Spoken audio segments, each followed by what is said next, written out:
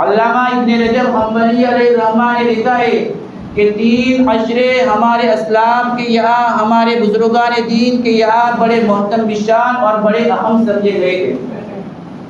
उनमें एक जुल्हज्जा का पहला अशरा, रमज़ानुल मुबारक का आखिरी अशरा और ये माह मुहर्रम का पहला अशरा।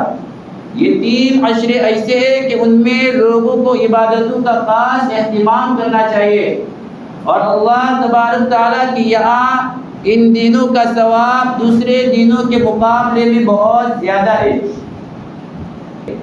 अल्लामा इब्न रजब हम्बली अलैहिर्रहमान ने लिखा है कि 3 अशरे हमारे अस्लाफ के यहाँ, हमारे बुजुर्गान दीन के यहाँ बड़े मोहतरम बिशान और बड़े अहम समझे गए थे।